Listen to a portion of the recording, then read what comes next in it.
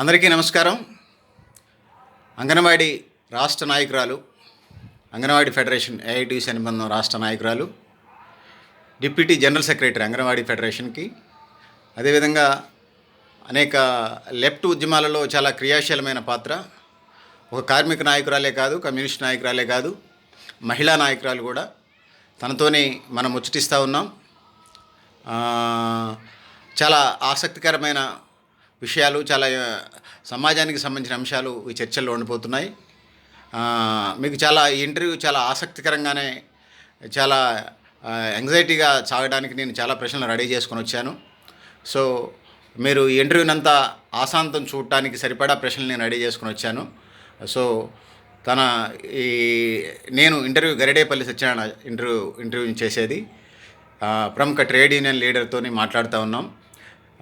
ముఖ్యంగా కార్మికులకు సంబంధించినటువంటి సమస్యలు ఇంటర్వ్యూలో, మహిళలకు ఎదుర్కొంటున్నటువంటి ప్రధానమైన సమస్యలు, వీటి మీద తన అభిప్రాయాల్ని, తన వ్యూస్ ఎలా ఉన్నాయో తెలుసుకోవడానికి ప్రయత్నం చేద్దాం.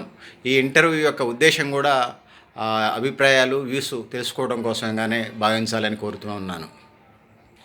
సీతామలక్ష్మి గారితో మాట్లాడుతూ ఉన్నాము. మమ్మీ చెప్పండి, కుటుంబ నేపథ్యం చెప్పండి. నమస్కారం సత్యనారాయణ గారు. మా కుటుంబ నేపథ్యం ఆనాటి ఖమ్మం జిల్లాలో ఉన్నటువంటి వరరామచంద్రపురం మండలం, ఉమ్మడి ఖమ్మం జిల్లాలో ఉన్నటువంటి వరరామచంద్రపురం మండలం ఇప్పుడు ప్రస్తుతం పోలవరం ముంపు ప్రాంతంలో తూర్పుగోదావరి జిల్లాలోకి వెళ్ళింది. Okay mummy. డాడీ ఏం చేసేవారు? నాన్నగారు ప్రముఖ మెకానిక్. అటు ఉన్నటువంటి 4 మండలాల్లో, అటు వేలేరుపాడు మెకానిక్ అంటే 2 wheeler mechanic, 2 wheeler 4 wheeler tractors, ఇంజన్లు, ఆల్ రౌండర్. మమ్మీ హౌస్ వైఫా? మా అమ్మగారు గృహిణి. ఏం చదువుకున్నారు? వాటికి చదువుకు సంబంధించిన వివరాలు చెప్పండి. మీరు బయటికి వెళ్ళమంటే నాకున్న సమాచారం ఆర్గనైజేషన్ పరంగా మీరు మధ్యలో డుమ్మా కొట్టేది, స్కూల్కి వెళ్ళకపోయేదని విన్నాను. నిజమేనా? అసలు స్టడీ ఎందుకు మీరు మీ పేరెంట్స్ చదివించినా కూడా సీతామహాలక్ష్మి గారు స్టూడెంట్ లైఫ్లో డుమ్మా టీమా లేకపోతే రెగ్యులర్ స్టూడెంటా? అసలు ఎందుకు స్టడీ, మీకు విద్యా అవకాశాలు ఉన్నాయి, ఎందుకు అశ్రద్ధ చేశారు? లేకపోతే ఆర్థిక పరిస్థితులు కారణమైనయా మీరు చదువు పెద్ద చదువులు చదవడానికి వెళ్ళకుండా ఉండడానికి? చెప్పండి మమ్మీ. ఆర్థిక పరిస్థితులు కారణము కాదు, మా నాన్నగారు చదివించాలని అనుకున్నారు. కానీ నేను 7th క్లాసు డిస్కంటిన్యూ చేశా. ఆనాడున్న పరిస్థితులు ఎందుకో నాకు తెలియదు, కానీ డుమ్మా స్టూడెంట్ని కాదు, రెగ్యులర్ స్టూడెంట్నే, యావరేజ్ స్టూడెంట్ని. అట్లా అని ఫస్ట్ క్లాస్ స్టూడెంట్ని కూడా కాదు, యావరేజ్గా ఉండేదాన్ని. ఆనాటి కుటుంబ పరిస్థితులు కూడా నాకు సహకరించే పరిస్థితులే. కానీ ఎందుకో నాకు స్కూల్కి వెళ్ళటం ఇష్టం లేక 7thలోనే డిస్కంటిన్యూ చేశా. తర్వాత కాలంలో 10th క్లాస్ పూర్తి చేశాను. మమ్మీ అడగండి, మీరు స్టడీస్ తర్వాత ఏం ప్రొఫెషన్కి వెళ్ళారు? నేను స్టడీ తర్వాత ప్రత్యేకించి ప్రొఫెషనల్గానే వెళ్ళలేదు. తర్వాత కాలంలో మా నాన్నగారు వివాహం చేశారు. వివాహం తర్వాత డాడీ పేరేంటి? గోర్స భీమరాజు. అరేంజ్డ్ మ్యారేజా, love marriage? Arranged marriage. Okay. వివాహం అయిన తర్వాత 2 పిల్లలు పుట్టిన తర్వాత కుటుంబ సమస్యల నేపథ్యంలో అంగన్వాడీ టీచర్గా నేను 1984లో చింతూరు మండలం పెద్ద సీతనపల్లి అని బాగా రిమోట్ ఏరియా, ఆ ఏరియాలో నేను అంగన్వాడీ టీచర్గా పనిచేశాను ఒక 4 సంవత్సరాలు. తర్వాత అక్కడి నుంచి విఆర్పురం మండలానికి బదిలీ చేసుకొని మా నాన్నగారికి అమ్మగారికి దగ్గరగా అక్కడ నేను 10 సంవత్సరాలు అంగన్వాడీ టీచర్గా డ్యూటీ చేశాను. ఓకే. అసలు ఈ అంగన్వాడీ ఫెడరేషన్, అంగన్వాడీలో పనిచేశారు. ఓకే, చాలామంది టీచర్స్ పనిచేస్తారు, సానుభూతి పరులుగా ఉంటారు మమ్మీ. మరి ఈ ఫెడరేషన్లో కీలకమైనటువంటి బాధ్యతలు, ముఖ్యంగా ఆ రోజుల్లో మీరు సిపిఎం అనుబంధ సంఘమైనటువంటి సిఐటిలో పనిచేశారు. అసలు ఆ వైపుగా ఎలా ఆకర్షితులయ్యారు? ఎందుకు మీరు ఆ సిపిఎం అనుబంధ విభాగమైనటువంటి సిఐటియులో ఉన్నటువంటి అంగన్వాడీ ఫెడరేషన్లో ఎందుకు జాయిన్ కావాల్సి వచ్చింది? ఎలా అట్రాక్ట్ అయ్యారు? అసలు ఎందుకు జాయిన్ అయ్యారు? ఆనాడు ఉన్నటువంటి పరిస్థితుల్లో అంగన్వాడీ వర్కర్లకి ఎటువంటి హక్కులు లేవు. ఎటువంటి హక్కులు లేనటువంటి రోజుల్లో 150 రూపాయల జీతం నుంచి, అంటే మీరు జాయిన్ అయినప్పుడు ఎంత ఉన్నది మమ్మీ? నేను 125 రూపాయల వేతనం తీసుకున్నాను. అంటే 10th పాస్ అయిన వాళ్ళకి 150, 10th ఫెయిల్ అయిన వాళ్ళకి 125 రూపాయలు. నేను 125 రూపాయలు తొలి జీతం తీసుకున్నా. తర్వాత 225 రూపాయలు తీసుకున్నా. తర్వాత కాలంలో 350 రూపాయలు తీసుకున్నాను జీతం. మమ్మీ అయితే ఫెడరేషన్కి వచ్చిన విషయాలు చెప్పండి మమ్మీ. అసలు ఈ ట్రేడ్ యూనియన్లోకి ఎందుకు రావాలనిపించింది, ఎందుకు వచ్చారు? ఆనాడు అంగన్వాడీ వర్కర్లకు ఎటువంటి సౌకర్యాలు కానీ ఎటువంటి హక్కులు కానీ లేవు. కేవలం 150-225 జీతాలతో బతుకుతున్నటువంటి పరిస్థితి. అంగన్వాడీ వర్కర్ల సమస్యలు ఎవరు పట్టించుకునే పరిస్థితి లేదు. ఆ పరిస్థితుల్లో కామ్రేడ్ కేఎన్ విజయలక్ష్మి గారని భద్రాచలంలో అంగన్వాడీ టీచర్గా పనిచేస్తుండేవారు. అట్లనే మనోహరి, హేమలత గారు, వీళ్ళు ముగ్గురు కూడా భద్రాచలంలో అంగన్వాడీ యూనియన్ స్థాపించారు.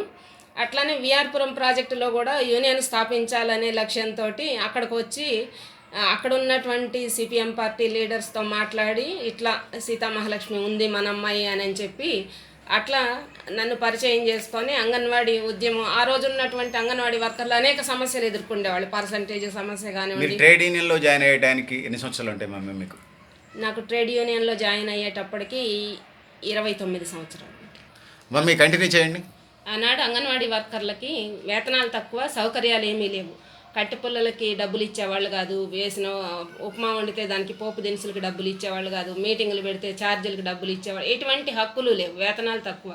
ఈ వేతనాల కోసం పోరాటం చేద్దామని చెప్పి భద్రాచలం నుంచి ఆనాడు ఉన్నటువంటి యూనియన్ లీడర్స్ విజయలక్ష్మి గారు, మనోహరి గారు, హేమలత గారు వీళ్ళు వచ్చి మమ్మల్ని మోటివేట్ చేసి అక్కడ యూనియన్ స్థాపింపజేశారు. అట్లా ఆ ఉద్యమంతో మమేకమయ్యి ఐద్వాలో కూడా కొంతకాలం పనిచేసాం. ఆ మండలంలోనే ఐద్వాలో ఏ బాధ్యతలు నిర్వర్తించారు? అక్కడ మండల సెక్రటరీగా చేశాను. తర్వాత జిల్లా కమిటీకి వచ్చాను. ఓకే, దాని తర్వాత ఇది మీరు అక్కడున్న టైంలో ట్రేడ్ యూనియన్ దాంట్లో క్రియాశీలంగా పాత్ర పోషిస్తున్నారు. అది ఎన్ని సంవత్సరాలు అప్పుడు మండలం 5వ బాధ్యతలు వచ్చినటువంటి తీసుకున్నటువంటి టైము ఏ ఇయర్ అది? ఏ సంవత్సరము? 1990. 1990లో మండల సెక్రటరీగా బాధ్యతలు తీసుకున్నాను. ఇటు ఐసిడిఎస్ ప్రాజెక్టు లీడర్గా కూడా నేను బాధ్యతల్లోకి వచ్చాను. ఒకటని కాదు, వివిధ ప్రజా సంఘాల్లో కూడా పనిచేశాం.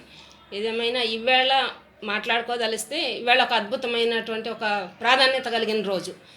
కారణం ఏంటంటే 1990 తర్వాత ఏం బాధ్యతలు తీసుకున్నారు? ట్రేడ్ యూనియన్ పరంగా ఎక్కడికి వచ్చారు? ఎలాంటి కర్తవ్యాలు నిర్వర్తించారు చెప్పండి. అంగన్వాడీ ఉద్యమ బాధ్యతలే నేను ఎక్కువగా చూస్తూ ఉండేదాన్ని.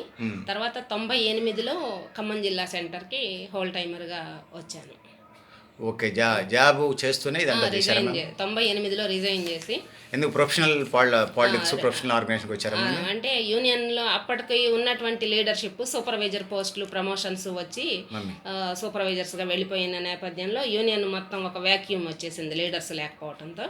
ఆ నేపథ్యంలో యూనియన్ ఆర్గనైజ్ చేయటం కోసం లీడర్స్ ఎవరూ లేరని చెప్పి ఇక్కడ ప్రతిపాదన పెట్టిన మీదట అక్కడ అంగన్వాడీ టీచర్గా రిజైన్ చేసేసి ఇటు ఖమ్మం జిల్లా సెంటర్కి పూర్తికాలం కార్యక్రమం. ఖమ్మం జిల్లా సెంటర్కి ఇయర్ ఏమైనా గుర్తుండే? సంవత్సరం? 1998లో ఖమ్మానికి వచ్చేసారు. ఖమ్మం జిల్లా సెంటర్కి వచ్చాను. ఓకే, ఆ బాధ్యతలు ఎంతకాలం నిర్వర్తించారు మమ్మీ? 98 నుంచి 2008 దాకా వివిధ శ్రామిక మహిళా సంఘాలను కూడా ఆర్గనైజ్ చేసాము. అంగన్వాడీ, ఆశా, మధ్యాహ్న భోజన వర్కర్స్, గ్రామ దీపికలు, అట్లానే ఇటు రాష్ట్ర ప్రభుత్వ ఉద్యోగులు, కాంట్రాక్ట్ అవుట్ సోర్సింగ్ ఎంప్లాయీస్, వీళ్ళందరూ మహిళలను కూడా. చాలా ట్రేడ్ యూనియన్ విభాగాల గురించి చెప్తా ఉన్నారు మీరు. అసలు ముందు అంగన్వాడీలో ఉండే సమస్యలే గతంలో ఏమున్నాయి, ఇప్పుడే ఉన్నాయి? అవి గుర్తున్న వరకు ఇప్పటికిప్పుడు గుర్తున్నాయి చెప్పండి. అంగన్వాడీలు గతానికి ఇప్పటికి చూసుకుంటే గతంలో ఉన్న సమస్యలు ప్రస్తావిస్తూ ఇప్పుడున్న సమస్యలు చెప్పండి. గతంలో ఉన్న సమస్యలు చూసుకుంటే ఉద్యోగ భద్రత లేదు, అప్పటికీ లేదు, ఇప్పటికీ లేదు ఉద్యోగ భద్రత. వేతనాల సమస్య చూసుకున్నా ఆనాడు తక్కువ 100లో ఉండేది వేతనాలు, ఇప్పుడు కొంచెం వేలల్లోకి వచ్చింది. కానీ పరిస్థితులు చూస్తుంటే నిజ వేతనాలు పడిపోయినాయా అని చెప్పేది అనిపిస్తుంది. ఇప్పుడు పెరుగుతున్న ధరలు వీటన్నిటిని చూస్తే నిజ వేతనాలు పడిపోయినాయి. అట్లానే సూపర్వైజర్ ప్రమోషన్స్ కోసం జీవో సాధించుకున్నాము. ఆ ప్రమోషన్లు చాలా కొద్ది మందికి మాత్రమే వస్తున్నాయి. అందుకని దాన్ని యూనియన్గా ఏం అడుగుతున్నాము అని అంటే ప్రభుత్వ ఉద్యోగులుగా గుర్తించాలనేది దీర్ఘకాలిక లక్ష్యం. ఆ లక్ష్యంతో పనిచేస్తా ఉన్నాం. అంటే ప్రభుత్వ టీచర్లాగా గుర్తించాలంటారా? ప్రభుత్వ ఉద్యోగులుగా గుర్తించాలని. ఓకే, ఇంకా శ్రామిక మహిళ అంటున్నారు. వాళ్ళ శ్రామిక మహిళ అంటే గ్రామీణ ప్రాంత శ్రామిక మహిళ, సిటీలో ఉన్న శ్రామిక మహిళ మీద అనేది? శ్రామిక మహిళలు అని అంటే ఇప్పుడు వ్యవసాయ కార్మిక మహిళలు వేరు, రాష్ట్ర ప్రభుత్వ అనుబంధ రంగాల్లో పనిచేసే మహిళలు వేరు. ఇప్పుడు వ్యవసాయ కార్మిక మహిళలు అంటే కేవలం పొలాల్లో పనిచేస్తూ ఉంటారు, రైతుల చేతి కింద. అట్లనే శ్రామిక మహిళలు అంటే ఈవేళ ఏఎన్ఎంలు ఉన్నారు, అంగన్వాడీ వర్కర్లు ఉన్నారు, ఆశా వర్కర్లు ఉన్నారు, మధ్యాహ్న భోజన వర్కర్లు ఉన్నారు. ఇట్లా ప్రభుత్వ అనుబంధం కస్తూరిబా స్కూల్లో అంటే పనిచేసే సంఘటిత రంగంలో పనిచేసే, ప్రభుత్వ రంగంలో పనిచేసే మహిళల గురించి ప్రస్తావిస్తున్నారు. అసంఘటిత రంగం ఇది. అసంఘటిత రంగం. సంఘటిత రంగం అంటే మళ్ళీ అంత ప్రభుత్వ ఉద్యోగులు. ప్రభుత్వ ఉద్యోగులు ఇది ఉన్నట్టు. అసంఘటిత రంగంలో ఒక అన్ఆర్గనైజ్డ్ సెక్టార్కి సంబంధించి ఆర్గనైజ్డ్ సెక్టార్కి సంబంధించిన మహిళలు చాలామంది దాదాపు మన రాష్ట్రంలోనే దేశంలో 2 కోట్ల మంది ఉన్నారు అనేది అంచనా. మన రాష్ట్రంలో కూడా 3 లక్షల దాకా శ్రామిక మహిళలు అంటే తెలంగాణ రాష్ట్రం అంటారా? తెలంగాణ రాష్ట్రంలో. ఓకే మ్యామ్, చెప్పండి. మీరు అంగన్వాడీ ఉద్యమంలోకి వచ్చారు. ఒక దశలో అంగన్వాడీ సమస్యల పరిష్కారం కోసం ఉద్యోగాన్ని సైతం రాజీనామా చేసి ప్రొఫెషనల్ ఆర్గనైజేషన్ కోసం వచ్చారు. ఎప్పుడైనా ఎందుకు వచ్చావురా బాబు ఇందులో ఈ ఆర్గనైజేషన్లోకి అనిపించిందా? లేకపోతే మీరు ఈ ప్రయాణంలో మీకు సంతృప్తికరంగా సాగిందా? వచ్చినందుకు మీరు జాబ్ వదిలేసి, జనరల్గా ఎంత ప్రభుత్వ ఉద్యోగం అంటే మామూలు అటెండర్ ఉద్యోగమైనా చాలనుకుంటారు జనరల్గా సమాజంలో. అలాంటి జాబ్ వదిలేసి ఇందులోకి వచ్చిన తర్వాత మీరు ప్రొఫెషనల్ ఆర్గనైజేషన్లోకి వచ్చినప్పుడు, ప్రొఫెషనల్ పాలిటిక్స్లోకి వచ్చినప్పుడు నేను అన్నట్టుగా ఎందుకు వచ్చామరా అనిపిస్తుందా? లేకపోతే మీరు అనుకున్న ఎయిమ్స్ అండ్ ఆబ్జెక్టివ్స్ ఏదైతే ఉన్నాయో అవి లక్ష్యాలు నెరవేరినాయి అని భావిస్తున్నారా? మీ అభిప్రాయం చెప్పండి. మీ అభిప్రాయం. విషయం చెప్పాలి. నా ముందు వాళ్ళంతా సూపర్వైజర్లుగా వెళ్ళారు, నేను కూడా సూపర్వైజర్గా వెళ్ళాలి అని చెప్పి పట్టుబట్టి 10th క్లాస్ పాస్ అయ్యా. పాస్ అయిన తర్వాత ఇటేపు వచ్చేసాను, ట్రేడ్ యూనియన్ వైపు ఆర్గనైజేషన్ కోసమని వచ్చేసా. ఆర్గనైజేషన్కి వచ్చిన తర్వాత నేను ఏ రోజు కూడా ఎందుకు వచ్చానురా బాబు అనేది ఫీల్ అవ్వలే. ఎందుకంటే నాకంటే ఇబ్బందులు పడే వాళ్ళకి నేను సర్వీస్ చేస్తా ఉన్నా. ఆ సర్వీసు చాలా సంతృప్తికరంగా చేశాను, చాలా హార్డ్ వర్క్ చేశాను. అదే నేపథ్యంలో నిజాయితీగా పనిచేశాను. నాకు అసలు ఎందుకు వచ్చానురా బాబు అనేది ఆ రోజు లేదు, ఈ రోజు లేదు. సో ఆర్గనైజేషన్లో ఉండటం, ఒక ఆర్గనైజర్గా ఉండటం, పొలిటికల్ లీడర్గా ఉండటం మీరు హ్యాపీగా ఫీల్ అవుతున్నారు. చాలా. మీరు అంగన్వాడీస్ గురించి చాలా గ్రేట్గా చెప్తున్నారు.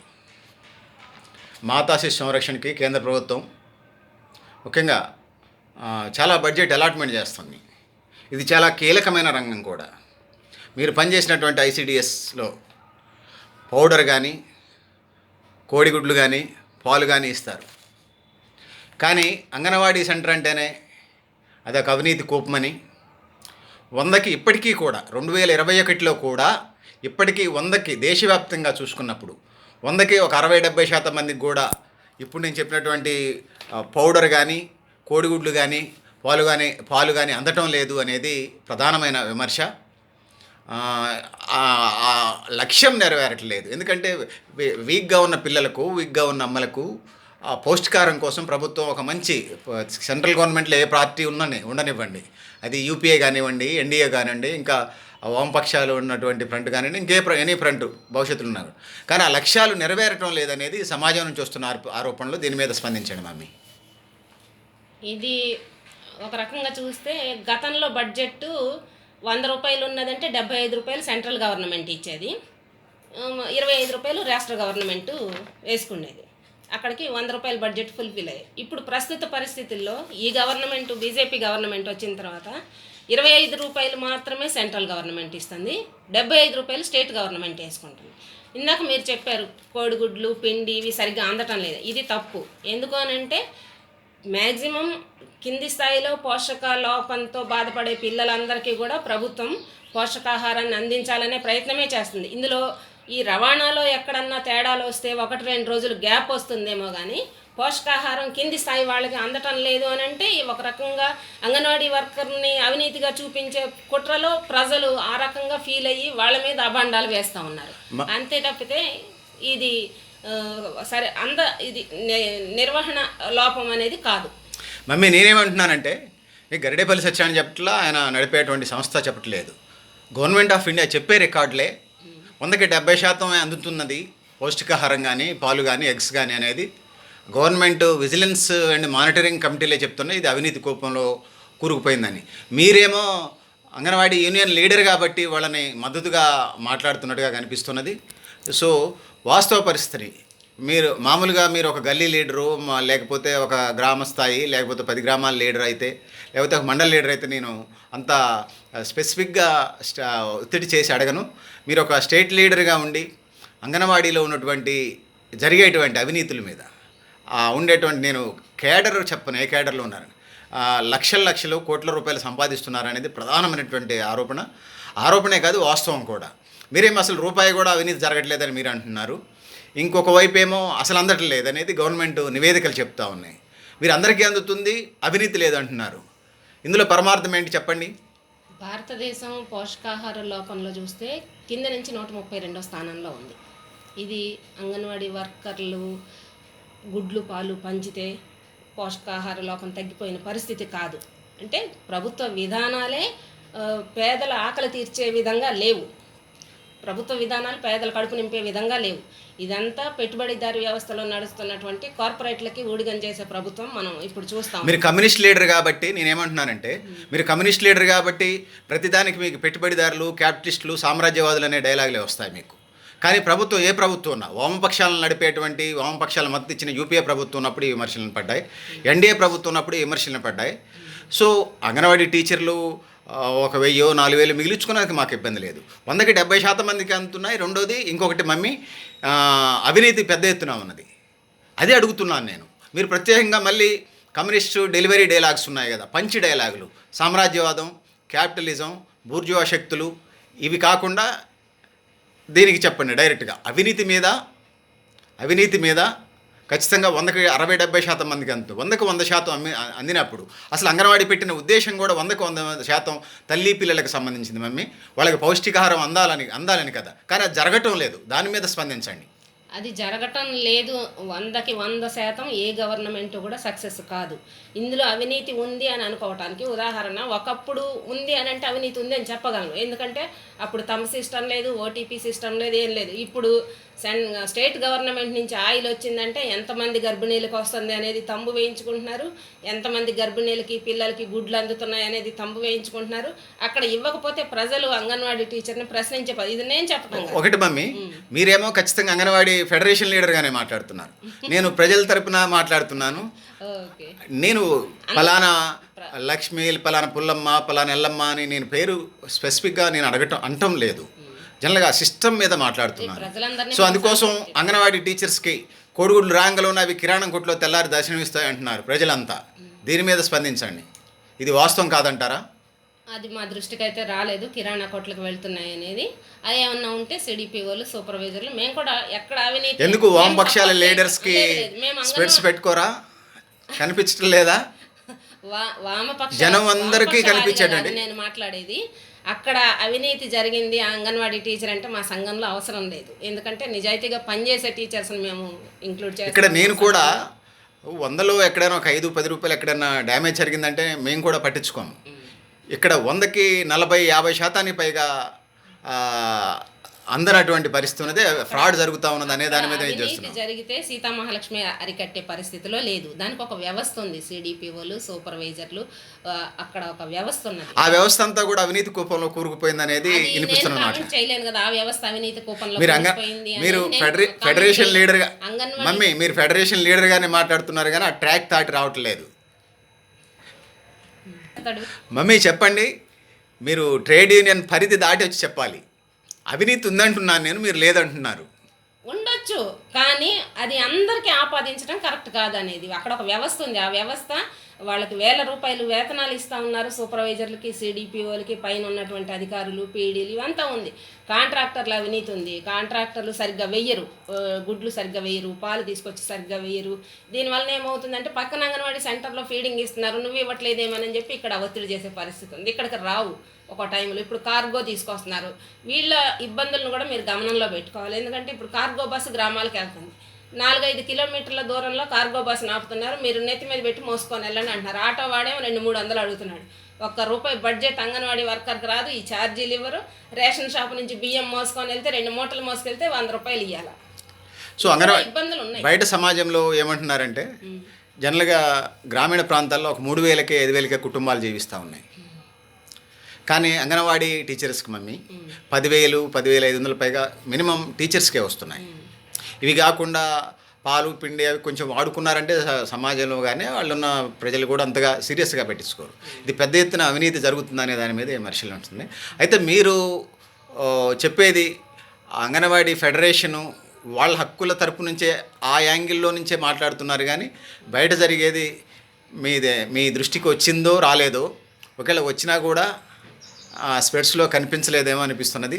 సరే, ఏదేమైనా కూడా అంగన్వాడీ వ్యవస్థ 100% ఆ ఫలాలు ప్రజలందరికీ అందినప్పుడు 100కి 100%, కనీసం 100కి 80-90% అందిన రోజు భారతదేశంలో పౌష్టికాహార లోపం కానీ మమ్మీ, లేకపోతే పిల్లలకు సంబంధించిన పౌష్టికాహార లోపం ఉండదని, ఇంకా రక్తహీనత సమస్య కానీ, సిక్ అవ్వడానికి అనారోగ్య పాలు కాకుండా పరిస్థితులు ఉంటాయి. కాబట్టి ఇవన్నీ పర్ఫెక్ట్గా అందాలని కోరుకుంటున్నాము. మేము అంగన్వాడీకి సంబంధించి పర్ఫెక్ట్గా అందాలని కోరుకుందాము. ఓకేనా? ఇంకా కార్మిక రంగంలో వచ్చినప్పుడు మహిళా లీడర్గా అనేక సంవత్సరాలుగా పనిచేశారు. సమాన పనికి సమాన వేతనం అనేది కరెక్టేనంటారా? సమాన పనికి సమాన మహిళలకి మగవాళ్ళకి ఎట్లా శాలరీ ఇస్తున్నారో ఆడవాళ్ళకి కూడా అట్లే శాలరీ ఇవ్వాలంటారు. కానీ ఈనాటికి ఈ రోజు కూడా కొన్ని సాఫ్ట్వేర్ కంపెనీలలో మగపిల్లలకి ఒక 20 సంవత్సరాల అమ్మాయి, ఒక 20 సంవత్సరాల అబ్బాయి ఒక కంపెనీలో చేస్తున్నారు అనుకుంటే మమ్మీ, 20 సంవత్సరాల ఒక జంట్కి ₹1,00,000 శాలరీ ఇస్తున్నారు. అదే 25 సంవత్సరాల సేమ్ క్వాలిఫికేషన్ బీటెక్ క్వాలిఫికేషన్ కలిగినటువంటి ఆడపిల్లలకి 25,000 30,000 ఇస్తున్నారు. ఆ కంపెనీలు చెప్పేటువంటి సమాధానాలు మాత్రం విచిత్రాలుగా ఉన్నాయి. వర్క్ సేమ్ ఉంటుంది మమ్మీ, మరి సమాన పనికి సమాన వేతనం అనేది మీరు చెప్పే సిద్ధాంతాలకి ప్రాక్టికల్గా ఉన్న పరిస్థితికి, నాట్ ఓన్లీ సాఫ్ట్వేర్, గ్రామీణ స్థాయిలో ఉన్నటువంటి రోజువారీ వ్యవసాయ కూలీలకు కూడా ఈ పరిస్థితులే ఉన్నాయి. దీని మీద చెప్పండి మమ్మీ. ఇప్పుడు మీరు సాఫ్ట్వేర్ అన్నారు కాబట్టి సాఫ్ట్వేర్ గురించి ఒక మాట మాట్లాడుకుంటే, ఈ భారతదేశంలో నిరుద్యోగంతో బాధపడుతూ ఉంది యువత. కాబట్టి ఎంతో కొంత జీతం వస్తే అందులో జాయిన్ అవుదామని చెప్పి మహిళలు కూడా, సాఫ్ట్వేర్ అమ్మాయిలు కూడా అందులో జాయిన్ అవుతూ ఉన్నారు. అదొక భాగం. కానీ గ్రామీణ ప్రాంతంలోకి వచ్చేటప్పటికి ఇప్పుడు సెకండ్ ఏఎన్ఎంస్ ఉన్నారు. మొదటి ఏఎన్ఎం ఎవరైతే ఉన్నారో ఆవిడ అదే పని చేస్తుంది, సెకండ్ ఏఎన్ఎం కూడా అదే పని చేస్తుంది. మరి ఇద్దరు ఒకే పని చేసినప్పుడు సమాన పనికి సమాన వేతనం ఇవ్వాల్సినటువంటి బాధ్యత ప్రభుత్వం మీద ఉంది. అదే రకంగా మన ఆర్టీసీ. ఓకే మమ్మీ, ఇప్పుడు మీరు అనేది 1వ ఆయా 2వ ఆయాకి సంబంధించి చెప్తున్నారు.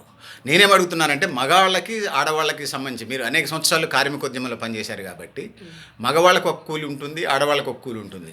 అది గ్రామీణ స్థాయిలో చూసుకోవచ్చు, సాఫ్ట్వేర్ దాకా చూసుకున్నప్పుడు సమాజంలో సాఫ్ట్వేర్ పెద్ద పొజిషన్ లాగా గౌరవించబడుతుంది. కాబట్టి ఏదైనా సమాన పనికి సమానం, అక్కడ పురుషుడైనా మహిళైనా సమాన పనికి సమాన వేతనం ఇవ్వాలని డిమాండ్. ఇప్పుడు కేసీఆర్ గారు ఆర్టీసీ సమ్మె జరిగినప్పుడు ఏం చెప్పారంటే, మొత్తం మహిళా కండక్టర్లను అందరినీ కూర్చోబెట్టి మీకు అందరికీ నైట్ షిఫ్ట్లు ఉండవని చెప్పారు. నైట్ షిఫ్ట్లు ఉండవని ఆ రోజు చెప్పారు. ఇవాళ చూడండి 6ంటికే మీరు ఇంటికి వెళ్ళిపోవచ్చునని చెప్పారు. ఇవాళ 12 దాకా ఆర్టీసీలో కండక్టర్లు డ్యూటీలు చేస్తూ ఉన్నారు, మహిళా కండక్టర్లు. అట్లనే ఇవాళ సెంట్రల్ గవర్నమెంటు మహిళలకి 12 గంటలు డ్యూటీ వేసింది. అంటే 12 గంటలు డ్యూటీ చేయాలి. ఇంతకుముందు 8 గంటల డ్యూటీ ఏదైతే ఉందో ఇప్పుడు 12 గంటలు. ఇక్కడ సమాన పనికి సమాన వేతనం అనేది అమలు కావట్లేదు. ఎక్కడైతే ఈ పాలక వర్గాలు ఉన్నాయో కార్మిక చట్టాలని, గతంలో ఉన్నటువంటి 44 కార్మిక చట్టాలని ఇప్పుడు 4 కోడ్లుగా విభజించి మొత్తం దీని ప్రభావం మహిళల మీద పడతా ఉంది ముఖ్యంగా. అందుకని కేంద్ర ప్రభుత్వం ఈ 4 కోడ్లని కూడా రద్దు చేయాలి, కార్మిక చట్టాలని యథాతథంగా అమలు చేయాలని చెప్పి కార్మిక సంఘాలుగా డిమాండ్ చేస్తాం. ఓకే మమ్మీ, చెప్పండి. సిపిఎంలో చాలా కాలం పనిచేసిన తర్వాత సిపిఐలో జాయిన్ అయ్యారు. ఈ మధ్య సంధికాలంలో కొంతకాలం ప్రైవేట్ జాబ్స్ కూడా చేసినట్టున్నారు. అసలు సిపిఎంతో బయటికి రావాలని ఎందుకు అనిపించింది? అన్ని సంవత్సరాలు జాబ్ వదిలేసి బయటికి రావాలనుకున్న అసలు ఎందుకు రావాలనిపించింది? అక్కడ ఎందుకు బయటికి రావాల్సిన పరిస్థితుల్లోకి నెట్టివేయబడ్డారు? అప్పుడు సిపిఎం పార్టీ చాలా ఇబ్బందుల్లో పడింది. ఆ రోజు వర్గ విభేదాలు వచ్చినాయి, గ్రూపులు తయారైనాయి. ఆ గ్రూపుల్లో నేను కూడా బాధితురాలను అయ్యాను. ఆ నేపథ్యంలో బయటికి రాక తప్పని పరిస్థితి, బయటికి ఒక రకంగా నెట్టారు. తర్వాత కొంతకాలం జాబ్ చేసినట్టున్నారు ప్రైవేటు. తర్వాత మళ్ళీ సిపిఐలో ఎప్పుడు జాయిన్ అయ్యారు మమ్మీ? సిపిఐలో 2010 సెప్టెంబర్లో జాయిన్. ఒకటి చెప్పండి, సిపిఎంలో బాగుందంటారా, మీకు సిపిఐలో బాగుందంటారా, లేకపోతే ఎలా ఉన్నది? సిపిఐలో బాగుందా నిర్మాణపరంగా, సిపిఐలో నిర్మాణపరంగా బాగుందంటారా? మీకు ఎక్కడ కంఫర్టబుల్గా ఉన్నది? పని చేసే వాళ్ళకి ఎక్కడైనా కంఫర్టబుల్లే, ఇందులో మినహాయింపు ఏమీ లేదు. అక్కడ నేను కష్టపడి పనిచేశాను, నేను పనిచేసిన రంగాన్ని నేను అభివృద్ధి చేసుకున్నాను. ఆ రకంగా అక్కడ ఆ రంగానికి పూర్తి స్థాయిలో నా సేవలు అందించాను. విభేదాలతో బయటకు వచ్చాను. బయటకు వచ్చిన తర్వాత కొద్ది కాలం బయట పని చేసుకొని సిపిఐలో జాయిన్ అయ్యాను. ఇక్కడ కూడా నేనేంటనేది ప్రూవ్ చేసుకున్నాను. నాకు ఒక ఆర్గనైజేషన్లోకి వచ్చిన తర్వాత ఆ, మీరు జాయిన్ అయిన ఉద్దేశాలు నెరవేరినాయి అనుకున్నారా? ఎందుకు ఆ, జాబ్ చేసుకుంటే బాగుండని ఎప్పుడైనా అనిపించిందా? జాబ్ చేసుకుంటే బాగుండు అనుకుంటే జాబే చేసేదాన్ని. ఉమ్. ప్రజల్లో ఉంటే ప్రజా సమస్యల పట్ల మనకు ఒక అవగాహన ఉంది కాబట్టి వాళ్ళ సమస్యల పరిష్కారంలో మనం కొంత చేయగలము అని చెప్పి ప్రజల్లోనే ఉండాలనుకున్నా. అదే ఎర్ర జెండాతోటే ఉండాలనుకున్నా. అందుకని సిపిఐలోకి వచ్చా. ఓకే, సిపిఐలోకి వచ్చిన తర్వాత ట్రేడ్ యూనియన్ విభాగం అంతకుముందే బలంగా ఉందా, మీరు వచ్చిన తర్వాత బలోపేతం చేశారా? ఏఐటీసీ అంగన్వాడీ ఫెడరేషన్గా, anganwadi union. Anganwadi federation union, anganwadi association okay. కొంత వీకే. ఏఐటీసీ ఇప్పటికి కూడా చెప్తాం, ఇప్పటికీ వీక్గానే ఉంది. మొనోపలి సిఐటియునే అని చెప్తాం. అందులో నిర్భయంగా మా ఏఐటీసీ లీడర్స్ అందరూ కూడా చెప్తారు. కానీ ఈ టీఆర్ఎస్ వచ్చిన తర్వాత వీటన్నిటిని హైజాక్ చేసింది అంటున్నారు కదా. చేసింది. ఇది మట్టుకు ఎక్కువ కాలం సాగదు. ఏ పాలక వర్గం కూడా ఒక ట్రేడ్ యూనియన్ ఆర్గనైజ్ చేసి భ్రమల్లో ఉంచుతున్నారు తప్పితే ఇది హక్కులకి భంగం కలుగుతూ ఉంది. ఖచ్చితంగా అంగన్వాడీ టీచర్లు కానివ్వండి, ఆశా కానివ్వండి, శ్రామిక మహిళలు ఎవరైనా వాళ్ళ హక్కుల కోసం బయటికి రావాల్సిన పరిస్థితి తప్పనిసరిగా ఏర్పడుతుంది. ఖచ్చితంగా బయటకు వస్తారు. ఇది ఎక్కువ కాలం సాగదు. ఓకే, మీరు ఎప్పుడు చెప్పేటువంటి కమ్యూనిస్ట్ పార్టీ వామపక్షాల లీడర్ లాగానే చెప్తున్నారు. ఎన్ని సంవత్సరాలకి ఈ మార్పు జరిగిద్దని ఏమైనా అంచనా ఉందా మమ్మీ? ఎన్ని సంవత్సరాలకు జరుగుతుందంటే, నేను అన్నం పొయ్యి మీద పెట్టాను, ఉడుకుతుంది, ఉడికిన తర్వాత తిందాం. సమయం అయితే ఇప్పుడు చెప్పరు. సమయం ఎవరు, నేనేమి జ్యోతిషురాలని కాదు సమయం చెప్పటం కోసం. ఇప్పుడు జరుగుతుంది, రేపే జరుగుతుంది అని కాదు. ప్రజల భ్రమలు వీడాలి. ప్రజలని భ్రమల్లో ముంచుతున్నారు. ఇవాళ హుజూరాబాద్ ఎన్నికలు చూశారు. డబ్బులు కట్టల్లో మునిగి తేలుతున్నారు. రేపు ఇంకొక ఎన్నికలు వస్తాయి. కేసీఆర్ ఎప్పుడు ఇలాగే ఉంటాడని కూడా చెప్పలేము. మోడీ ఇలాగే ఉంటాడని. ప్రజలు ఎప్పటికైనా ప్రజలదే మాటే నెగ్గుతుంది. ప్రజలు ఖచ్చితంగా ఓకే, ప్రజలే అల్టిమేట్ అంటున్నారు మమ్మీ. ఒక పాలక పార్టీల వైపు కార్మికులు కానీ ప్రజలు కానీ వెళుతున్నారు అంటున్నారు. ఒకవేళ ప్రజలు పాలక పార్టీల నుంచి వీడు వచ్చినప్పుడు ఇంకొక వర్గం అయిపోతారో వామపక్షాల వైపు పోతారో చెప్పలేం కదా. అది కూడా చెప్పలేం. ఇక మమ్మీ, కార్మికులకు సంబంధించి వామపక్ష ఐడియాలజీ ప్రజలకు ఐడియా ఉంది. ముఖ్యంగా మీరు పనిచేసే కార్మిక రంగంలో కానీ మహిళా రంగంలో కార్మికులకు సంబంధించినటువంటి ఫెసిలిటీస్ సరిపడా ఉన్నాయా? ప్రభుత్వం నుంచే అమలు జరుగుతున్నాయా? అది మెటర్నిటీ లీవ్ కానీ, లేకపోతే ఏమైనా సిక్ లీవ్స్ కానీ, లేకపోతే ఎవరైనా ఇంట్లో ఎవరికైనా సిక్ అయినప్పుడు కానీ మమ్మీ, వీటికి సంబంధించి ముఖ్యంగా అంగన్వాడీలో అవి అమలు జరుగుతున్నాయా? శ్రామిక మహిళల్లో జరుగుతున్నాయా? ఆశా వర్కర్లు అవి అమలు జరుగుతున్నాయా? ఇంకేమైనా ప్రభుత్వం నుంచి ఏమైనా మీరు ఏమైనా డిమాండ్ చేస్తున్నారా? ప్రసూతి సెలవు సాధించుకోవడానికి పెద్ద పోరాటమే చేశాం. అసలు గతంలో ప్రసూతి సెలవులు, అంగన్వాడీ టీచర్లకు ప్రసూతి సెలవులు లేవు, ఎండాకాలం సెలవులు లేవు, క్యాజువల్ అప్పుడు ఒకళ్ళు సెలవు పెడితే శాలరీ కట్ చేసేవాళ్ళ మమ్మీ కంప్లీట్.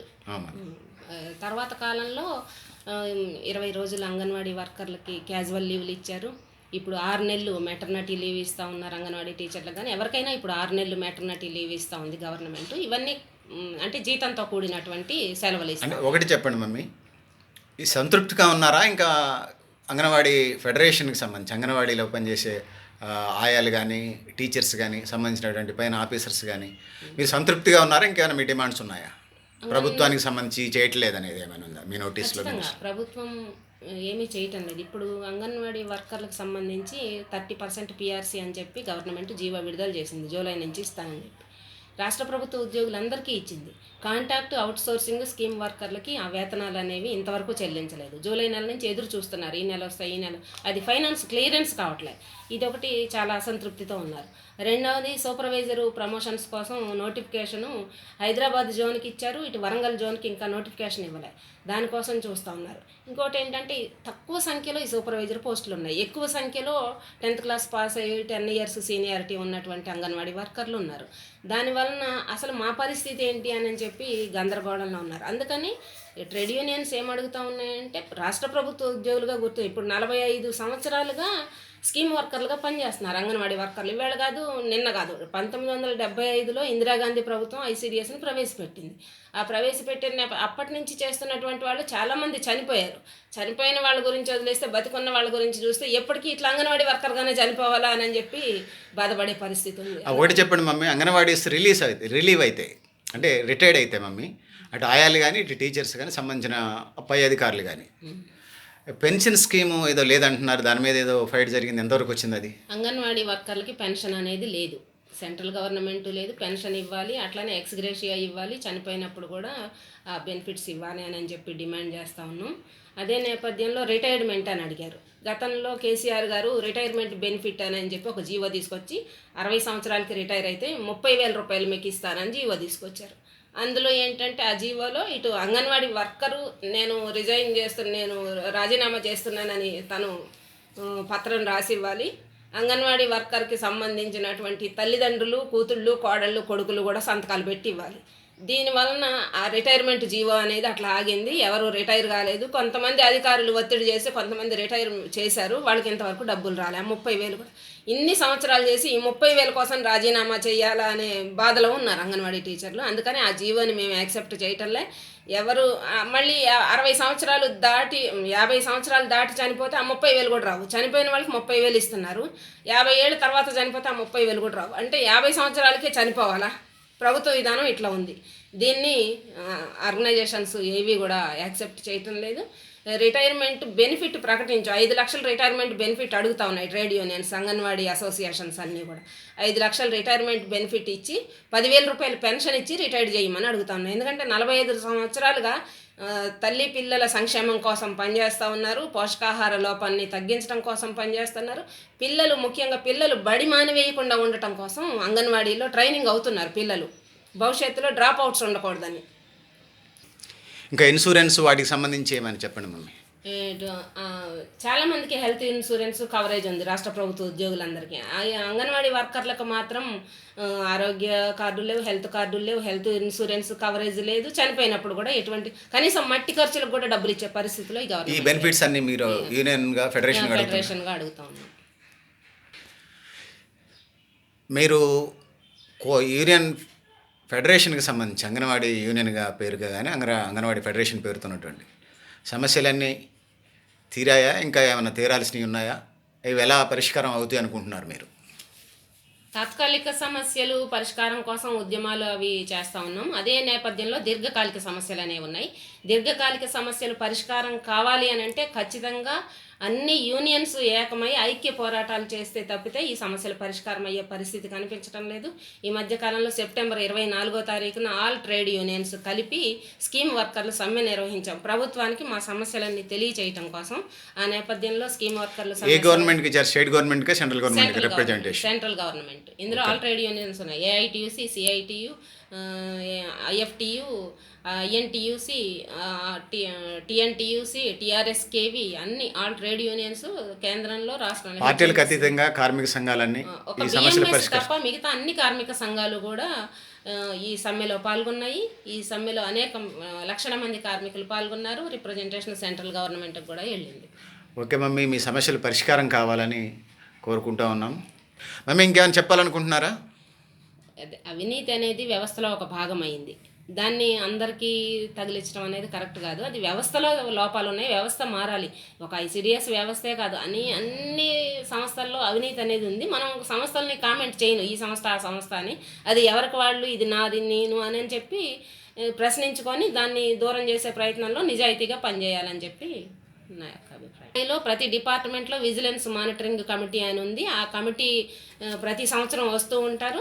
వాళ్ళు పని చేశారా చేయలేదా అనేది ఆ కమిటీ రికార్డు చూస్తే వాళ్ళకి నివేదిక అర్థమైపోద్ది. అక్కడ ప్రజలతో కూడా వెళ్ళి ఇంటింటికి వెళ్ళి సర్వేలు చేస్తారు, వాళ్ళ అభిప్రాయాలు తెలుసుకుంటారు. దాని ద్వారా అక్కడ ఎవరైతే అవినీతి పరులు ఉన్నారో వాళ్ళ మీద చర్యలు తీసుకోవడానికి కూడా ఆ కమిటీ పనిచేస్తూ ఉంది. ఇప్పుడు సెంట్రల్ గవర్నమెంట్ కమిటీలు తిరుగుతూ ఉన్నాయి. ముఖ్యంగా గ్రోత్ మానిటరింగ్, అవినీతి ఒకటే కాదు, ఐసిడిఎస్లో మెయిన్ అనేది గ్రోత్ మానిటరింగ్. వయసుకి తగిన బరువు ఉండాలి, ఆ బరువుకి తగిన ఎత్తు ఉండాలి. అవన్నీ చూడటం కోసం కూడా సెంట్రల్ గవర్నమెంట్ కమిటీలు. ఎందుకంటే పోషకాహార లోపంతో బాధపడే పిల్లలు ఆ బరువు ఉండట్లేదు, ఆ ఎత్తు ఉండట్లేదు. దీన్ని బట్టి వాళ్ళ ప్రామాణిక స్థాయిని నిర్ధారించి పిల్లల్ని ఎట్లా బరువు తీయాలి, ఎలా కొలతలు తీయాలి అని చెప్పి ట్రైనింగ్ ఇవ్వడానికి కూడా కమిటీలు తిరుగుతూ ఉన్నాయి. Okay mummy, thank you. ఇసుక నుంచి తైలంబు తీయవచ్చు కానీ అంగన్వాడీ ఫెడరేషన్ సీతామహాలక్ష్మి గారి నుంచి కార్మికుల నుంచి కార్మికుల యాంగిల్లోనే మాట్లాడుతున్నారు. సరే, ఏదేమైనప్పటికీ కార్మిక పక్షపాతి, అంగన్వాడీల పక్షపాతి సీతామహాలక్ష్మి గారు చాలా టైం ఇచ్చినందుకు ధన్యవాదాలు తెలియజేస్తూ ఈ యొక్క కార్యక్రమాన్ని ముగిస్తూ ఉన్నాం. నేను గరిడేపల్లి సత్యనారాయణ, కేఎన్ విజయలక్ష్మి గారు. మమ్మీతో సీతామహాలక్ష్మి మమ్మీతో పాటుగా కేఎన్ విజయలక్ష్మి గారు. ఈ ఇంటర్వ్యూ చేసినది గరిడేపల్లి సత్యనారాయణ.